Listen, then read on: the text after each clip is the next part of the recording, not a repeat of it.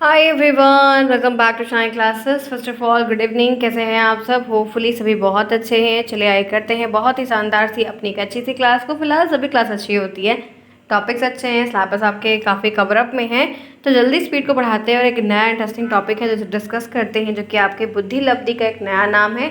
आपके इंटेलिजेंस वाले चैप्टर से ही है, बाल विकास में है, इनसे प्रश्न बनता है, एमसीक्यूज वगैरह काफ़ी आते हैं। तो जो भी चीज़ें आती हैं आ रही हैं वो हम आपको बता ही रहे हैं कि आपको उन चीज़ों को देखना है, समझना है, ऐसी चीज़ का रिवीजन करना है, थोड़ा ज़्यादा बार देखना है, चीज़ें आपकी सॉल्व हो जाएंगी। तो इसके पहले की जितनी भी प्लेलिस्ट में क्लासेस ऐड हुई है सब आपको वन बाय वन करके दिया जा रहा है, और उसी में क्वेश्चंस वाले भी ऐड करते हैं। तो बीच में क्वेश्चंस करवाए थे, तो वो भी चीज़ें आपकी रफ्तार में बढ़ाते हुए करवा रहे हैं, लेकिन थोड़ा सा और भी टाइम दीजिए, चीज़ों को समझिए, देखिए, कोई प्रॉब्लम है तो पूछिए, हेल्प आपकी प्रॉपर की जाएगी। आप जुड़े हैं मेरे साथ, मैं हूँ शानी, सभी का स्वागत है। फ्रेंड्स, आपको मैं यहाँ पे यूट्यूब पे सारी क्लासेस फ्री ऑफ कॉस्ट पढ़ा रही हूँ, सभी सब्जेक्ट की पढ़ा रही हूँ। हर एक सब्जेक्ट की प्रॉपर तरीके से आपको क्लास यहाँ पर मिल रही, सब कुछ फ्री ऑफ कॉस्ट से, कोई भी चार्जेस वगैरह कुछ भी नहीं है।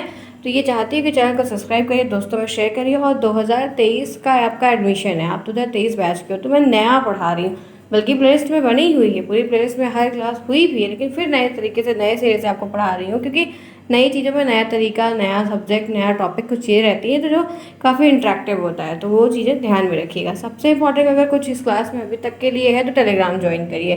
टेलीग्राम एग्ज़ाम जब तक ना होता तब तक ज़रूर ज्वाइन करके रखिए, क्योंकि एग्ज़ाम से काफ़ी चीज़ें आपकी जुड़ी हुई हैं। आप उनको अगर देख रहे हैं, समझ रहे हैं, सीख रहे हैं, उन पर वर्क कर रहे हैं, तो वो आपके लिए काफ़ी ज़्यादा महत्वपूर्ण हो जाएगा। तो इसलिए ध्यान में रखते हुए टेलीग्राम से कनेक्ट रहिए, ताकि आप उन चीज़ों को सीख पाएँ, समझ पाएँ। कोई दिक्कत होती है तो मुझे बताइए, जितना होगा उतनी हम आपकी हेल्प पूरी तरीके से करेंगे, पूरी चीज़ आपको बताएंगे। लिंक वगैरह आपको प्रॉपर मिलेगा, क्विज वहाँ पर हो रहा है तो हेल्प कर जाएगा आपको। ठीक है, बात को मानिए, समझिए, देखिए, फिर अपने जो भी डिसीजन है उस हिसाब से आप काम कर सकते हैं। चलिए, ये रही बात की बात। अभी हम जो डिस्कस करेंगे वो है बुद्धि लब्धि। कि बुद्धि लब्धि के टॉपिक से, बुद्धि लब्धि से आप क्या समझते हैं, बुद्धि लब्धि क्या होती है, वर्णन करिए, अभिप्राय दीजिए, जैसे कई सारी चीज़ें छोटी बड़ी आपसे पूछी जाएंगी, तो इनको थोड़ा ध्यान में रखना है। तो यहाँ पर आपसे जो भी चीज़ें पूछी जाती है, बुद्धि लब्धि से आप क्या समझते हैं, बुद्धि लब्धि क्या होता है, इनके बारे में जो भी चीज़ें हैं आइए बताते हैं आपको। देखिए, कोई भी टॉपिक आप पढ़ने जा रहे हैं तो उसके अर्थ के और मापन की चीज़ें को ध्यान में रखना है। हमें बुद्धि लब्धि का मतलब है कि हमें बुद्धि को नापने का यंत्र दिया गया। बुद्धि लब्धि कुछ और नहीं है, किस व्यक्ति के अंदर या बच्चे के अंदर कितनी बुद्धि है, या उस बुद्धि को हम क्या, उसकी बुद्धि के हिसाब से उसको नाम दे रहे हैं, वो चीज़ें आपसे पूछी जाएंगी। तो यही चीज़ें आपको समझनी है कि ये क्या है। तो बुद्धि लब्धि का अर्थ एवं मापन के बारे में यहाँ पर है। बुद्धि परीक्षण के माध्यम से बुद्धि लब्धि को इंग्लिश में इंटेलिजेंस क्वाड्रेंट कहते हैं। कभी कभी ये फुल फॉर्म भी आईक्यू का पूछा जाता है, तो थोड़ा सा ध्यान रखिएगा कि अगर बहुविकल्पी में ये प्रश्न आए तो ये चीज़ें आपको आनी चाहिए। आया हुआ क्वेश्चन अगर आप गलत करके आते हैं तो ये आपकी बेवकूफ़ी है, तो ये हमें नहीं करना है। ठीक है, तो यहाँ पर है अपने संशोधित, यहाँ पर स्केल में 1908 में बीने ने बुद्धि मापन के लिए मानसिक आय की अवधारणा प्रस्तुत की थी। इसको निकालने का एक सूत्र है, और उस सूत्र को दो अलग अलग मनोवैज्ञानिकों ने उसमें इन्वॉल्व होके फिर चीज़ों को ले आया, फिर बाद में एकजुट करके एक सूत्र बनाया। तो ये बात कही जा रही है कि बीने साहब एक मनोवैज्ञानिक हैं, जिनको मैंने आपको पहले ही इनका नाम चर्चा में लिया हुआ था। तो इन्होंने बुद्धि मापन के लिए मानसिक आयु की एक अवधारणा, मेंटल एज का एक कॉन्सेप्ट ले आकर सामने प्रस्तुत किया। ठीक है, मेंटल एज, मानसिक आयु की अवधारणा का कॉन्सेप्ट ले आकर सामने रखा, जिसके बेस पर टर्मन ने 1916 में बुद्धि लब्धि पर विचार प्रस्तुत किया।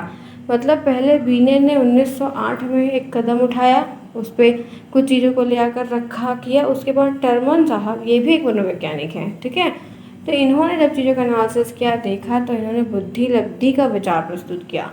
इन्होंने बुद्धि लब्धि के विचार को 1916 के आसपास में किया है, और आजकल मनोवैज्ञानिक लोग बुद्धि मापन में बुद्धि लब्धि का प्रयोग करते हैं। जब हम आईक्यू लेवल को टेस्ट करते हैं तो हम इसी की हेल्प से करते हैं। जितने भी मनोवैज्ञानिक हैं जो भी इस तरह के टेस्ट कर रहे हैं वो इसी के बेस पर करते हैं। आजकल में बुद्धि लब्धि वास्तविक आयु और मानसिक आयु का पारस्परिक अनुपात है। ध्यान से सुनिएगा, जो चीज़ें इसमें क्लियर आपको कही जा रही हैं कि यहाँ पर जो बुद्धि लब्धि दी गई है वो आपकी वास्तविक आयु और मानसिक आयु का एक पारस्परिक अनुपात है। क्या है? एक रेशियो है। सिंपल बात आपको बोल रही हूँ, बुद्धि लब्धि जो होती है, जितनी भी वास्तविक चीज़ें हैं, ठीक है, जितनी भी रियल एज है, जितनी भी मेंटल एज है, जो कुछ भी है, वो एक रेशियो में चल रही है, वो एक पारस्परिक अनुपात है। अतः कह सकते हैं कि सर्वप्रथम वास्तविक आयु और मानसिक आयु के निर्धारण का तरीका समझना आवश्यक है। सिंपल तरीके से बात आपको कही जा रही है, थोड़ा सा रिलेवेंट तरीके से जोड़ के इन चीज़ों को समझते हुए चलेंगे तो आपको बहुत अच्छे से समझ में आएगा। एकदम सिंपल साधारण शब्दों में पूछ लेता है कि बुद्धि लब्धि किसे कहते हैं, बुद्धि लब्धि का अर्थ है बताइए। 2 नंबर के प्रश्नों में चीज़ें आपको आएंगी, ठीक है। तो यहाँ पर आइए जानते हैं कि वास्तविक आयु क्या है, मानसिक आयु क्या है, सूत्र क्या है, तो आपको और चीज़ें आसान लगने लगेंगी, समझ में बेहतर आएगा। एक काम करिए, हफ्ते भर आप जितना पढ़ते हैं ना उसको संडे को बैठ के रिवीजन करिए। क्या मेरा ये तैयार हो गया, क्या मेरा इतना सवाल तैयार हो गया, मैंने इतनी चीज़ें पढ़ ली, तो इस तरीके से चीज़ें आसान होंगी और आप कम समय में पढ़ पाएंगे, अदरवाइज आप नहीं पढ़ पाएंगे। इस बात को ध्यान रखिएगा। अब वास्तविक आयु की बात कर लेते हैं, इसको हम क्रोनोलॉजिकल एज कहते हैं। अभी आपको सिर्फ वास्तविक आयु और मानसिक आयु क्या होती है ये पता रखना है। इतनी ही अंतर्गत चीज़ों को समझना है जो आपके काम की तत्काल में रहेगी, जो पेपर में आपके आएगी। तो यहाँ पर है कि वास्तविक आयु से अभिप्राय व्यक्ति की यथार्थ आयु से है, जिसका निर्धारण जन्म तिथि के बेस जो आपकी ये 16 साल, 24 साल, 18 साल, 20 साल वाली एज जो आपके डेट ऑफ बर्थ की मार्कशीट से चल रही है, ओके, बर्थ सर्टिफिकेट से गिनी जा रही, कि दिन गिना जा रहा है, वो आपकी वास्तविक आयु में आती है, वो आपकी करंट एज में आती है। उसको ध्यान रखना। इसको हम सीए के हिसाब से लिखते हैं, क्रोनोलॉजिकल एज लिखा जाता है, जो रियल चल रही है, जिसमें कोई हेर फेर नहीं है। और मानसिक आयु की बात करते हैं कि मेंटल एज क्या होती है, इसको एमए लिखा जाता है। तो कह रहा है कि मानसिक आयु निर्धारित करने के लिए पहले व्यक्ति की वास्तविक आयु को ध्यान में रखा जाता है। अगर हम किसी की मेंटल इंटेलिजेंस या मेंटल एज को, मानसिक आयु को अगर हम निर्धारित करके क्राइटेरिया या एक चीज़ प्रोवाइड कर रहे हैं, तो सबसे पहले हमको उसकी रियल टाइम पता होनी चाहिए। अगर उसकी, चाहे कोई लड़का है या लड़की है, उसकी रियल टाइम हमको पता है, ठीक है। तो यहाँ पर किसी बालक की अगर रियल जो टाइम है वो 9 वर्ष है, ठीक है। अगर उसका जो वास्तविक एज है वो 9 साल का है और 9 वर्ष के निर्धारण के सभी प्रश्नों को वो हल कर देता है। और 9 साल के बच्चे को जिस तरीके के क्वेश्चंस आने चाहिए कि बच्चा 9 साल का है, इसके लेवल का क्वेश्चन ये है, इसके उत्तर इसको आने चाहिए, और वो उसका अगर उत्तर प्रॉपर तरीके से दे देता है, मतलब कोई लड़का है 9 साल का है और उसके साल के हिसाब से वो जिस साल का है उस लेवल के जो क्वेश्चंस हो सकते हैं या जो क्वेश्चन होते हैं उनको अगर वो सही सही हल कर देता है, तो ये कहा जाता है कि मानसिक आयु 9 वर्ष मानी जाएगी, कि उसकी जो मेंटल एज है वो 9 वर्ष है। क्योंकि वास्तविक आयु 9 वर्ष है, लेकिन जो क्वेश्चंस की कैपेबिलिटी है सॉल्व करने की, वो उसके बेस पे 9 वर्ष मानी जाएगी। और अगर इसी दृष्टि से हम और आगे बढ़ते हैं, ये देखते हैं कि बालक सामान्य बुद्धि का, तब हम ऐसा, कोई लड़का है कि 9 साल का है और 9 साल के उसके लेवल के जो क्वेश्चन वो कर ले रहा है, तो सामान्य में आएगा। हम उसको बोलेंगे कि हाँ चलो ये जनरल में एज नॉर्मल है। लेकिन यदि एक बात कहते हैं कि 9 वर्ष का बच्चा 10 वर्ष के निर्धारित, मतलब 9 साल का लड़का है लेकिन अपने से 1 साल ज़्यादा के लेवल के जो क्वेश्चन उसको सही सही सॉल्व कर रहा है, एकदम करेक्ट, मतलब अपने से बराबर उम्र का कर रहा है कोई लड़का, तो बालक सामान्य में आएगा। अगर वो अपने से, अपने लेवल से, अपने कद से ज़्यादा कुछ कर रहा है और सही सही कर रहा है, तो वो आपका यहाँ पर कह रहा है मानसिक आयु जो है उसकी 16 हो जाएगी और वो बहुत ही तीव्र बुद्धि वाला कहा जाएगा, कि फला लड़का या वो लड़की जो है बहुत ज़्यादा ही तीव्र बुद्धि की, कुशाग्र बुद्धि की, काफ़ी तेज़ है। तो ये चीज़ें सवाल के बेस पर डिपेंड करती है कि आप किस लेवल के सवाल को सॉल्व कर लेते हो, और आपका जो रियल टाइम एज है उसके हिसाब से हम एक यहाँ पर सूत्र बनाए हुए हैं। उसी सूत्र के बेसिस पे, उसी सूत्र के टर्म्स ऑफ कंडीशन पे हम उन चीज़ों को सॉल्व करते हैं, जो कि सिंपल तरीके से काफ़ी आसान हो जाता है हमारे लिए, ठीक है। तो मैं आपको सूत्र दिखाऊंगी, उससे पहले फटाफट क्लास को लाइक कर देना, क्लास को अभी तक लाइक नहीं किया है, क्योंकि आपको लाइक करना, एक छोटा सा कमेंट करना काफ़ी नेसेसरी है। जितनी भी चीज़ें इंपॉर्टेंट है उसको बताने का काम यहाँ पर पूरा किया जा रहा है, कि गलतियाँ कम हो और उन सारे सेक्शन के क्वेश्चन हैं जो कुछ चीज़ें उनको आसानी से कर लिया जाए, ठीक है।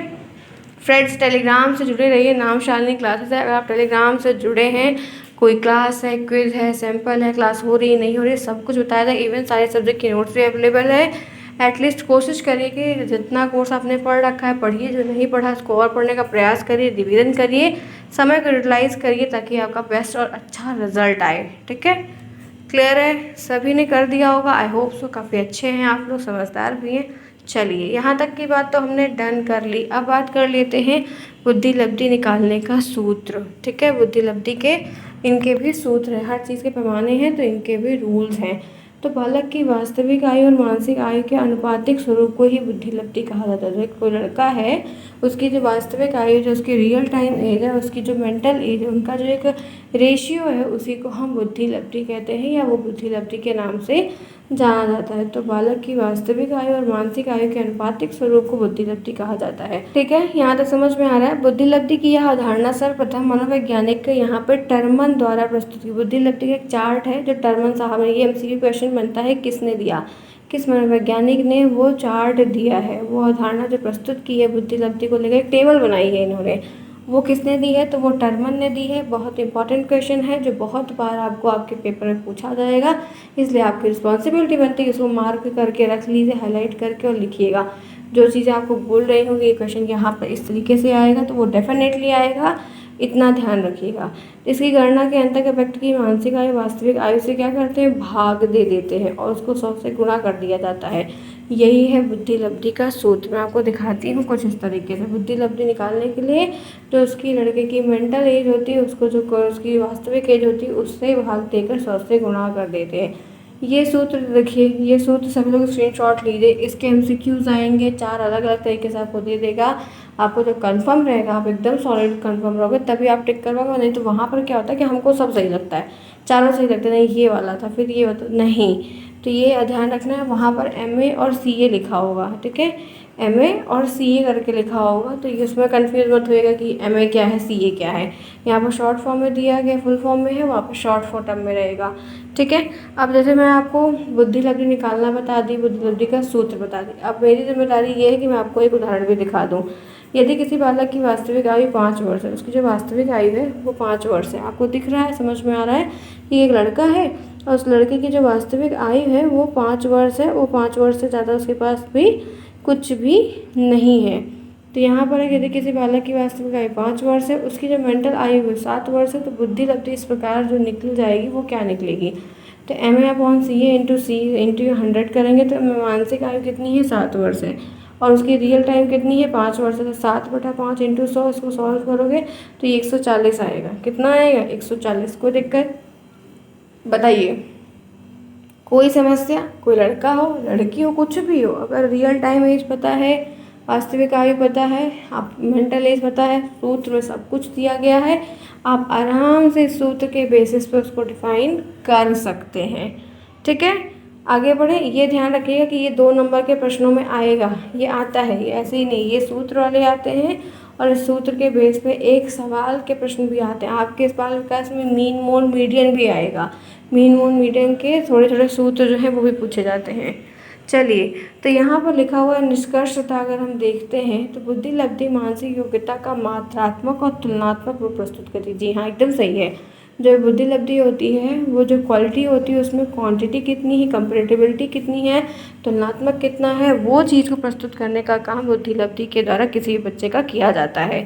5 वर्ष की आयु से लेकर 14 वर्ष तक की आयु की बुद्धि लब्धि ज़्यादातर स्थिर रहती। जी हाँ, क्योंकि बच्चा इस समय ग्रो करता है, उसकी ग्रोथ होती है, सीखता जाता है, बढ़ता जाता है, तो बुद्धि लब्धि में ज़्यादातर स्थिर हो रहती है। वस्तुतः कहते हैं कि मानसिक आयु में वास्तविक आयु के साथ वृद्धि होती है। मानसिक आयु में जब बच्चा है या चीज़ें हो रही हैं तो वास्तविक आयु तो बढ़ रही है, लेकिन मेंटल लेवल में भी अच्छी खासी ग्रोथ देखने को मिलती है।